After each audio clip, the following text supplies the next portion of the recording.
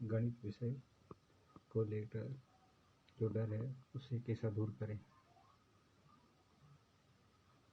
पहले तो हमारे शिक्षा तंत्र में ही गलती है कि हम शिक्षा सिर्फ वन वे तरीके से देते हैं।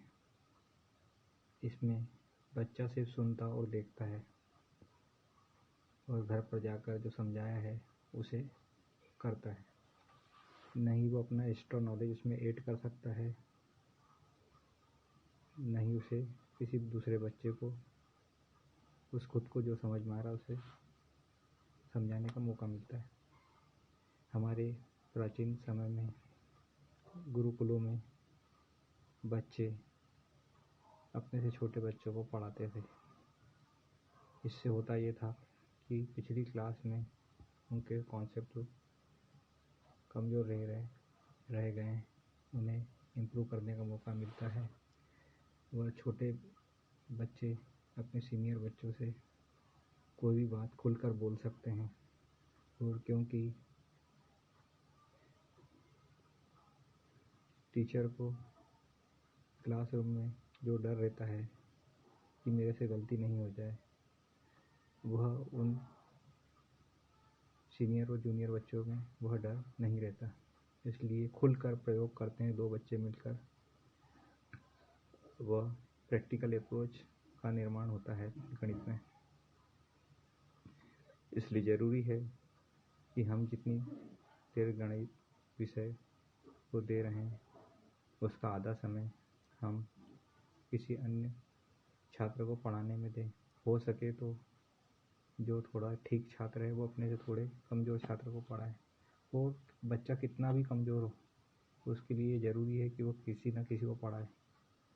वो गणित को कम से कम 2 या 3 पार्ट में डिवाइड करें। सवाल बोलना क्या चाहता है, कितनी चीज़ें सवाल में पूछी गई है, उन्हें अलग अलग लिख लें। उसके बाद कहाँ पे ट्रिक लग रही है उस ट्रिक को लिख ले। फार्मूला क्या है, मेरे ख्याल से जब बच्चा पूरा सवाल क्या पूछना चाह रहा है ये समझ ले तो बाकी कुछ सवाल में बचता नहीं है। जिससे एक सवाल है गणित के अंदर कि एक टंकी को भरने में इतना समय लगता है, तो इतनी टंकी को भरने में कितना समय लगेगा। तो वह जो एक टंकी है, तो आज तक बच्चे ने कभी इसके पहले ये सुना नहीं होगा कि एक टंकी को भरने में इतना समय। एक टंकी मतलब एक यूनिट को मैं आपको इस तरह से लिखना पड़ेगा, एक टंकी को जबकि जमाना पड़ेगा कि एक टंकी को भरने में इतना समय, तो आधी टंकी या फिर 1/4 टंकी को भरने में कितना समय। तो यही होता है कि बच्चा को ये समझना होगा कि गणित वाला क्या पूछना चाहता है और उसके पीछे का ट्रिक। इसी तरह से गणित में एक प्रॉब्लम होती है ज्यामिति में, जब हम सरफेस एरिया निकालते हैं, जब कोई वस्तु किसी दूसरी वस्तु पर रखी रहती है, तो उस हमें ये पूछा जाए कि कितने सरफेस एरिया में पेंट करना होगा। तो हमें ये देखना होगा कि कोई वस्तु दूसरी वस्तु पर रखी हुई है तो कितना एरिया ऐसा है जो दो बॉडी, जब एक बॉडी दूसरी बॉडी पर रखी है तो ऐसा कितना एरिया है, माइनस करना पड़ेगा दोनों बॉडी के ऐसे एरिया को जिस पे हमें पेंट नहीं करना, क्योंकि वो एरिया आपस में एक दूसरे से ओवरलैप है।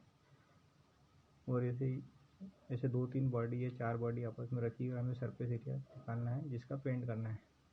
तो हमें उस सवाल को रिवीजन के समय हमेशा इस तरह के सवाल को ये याद करना है, पूरा सवाल नहीं करके इस तरह से उस सवाल को जब भी रिवीजन करना है तो ये याद करना है कि इसमें कौन कौन से पोर्शन ओवरलैप हो रहे हैं, उनको माइनस करना है आखिरी में। आपका प्रयास यही होना चाहिए बच्चों का इस तरह के सवालों में कि आप रिवीजन करते समय पूरा गणित को रिवीजन नहीं करना है, या फिर ज़रूरी नहीं कि हम हर सवाल को करके देखें रिवीजन के समय। बस आप ये उसमें देखिए कि उसकी ट्रिकें क्या क्या लग रही है उस सवाल में। इसी तरह से पढ़ाई करी जाती है।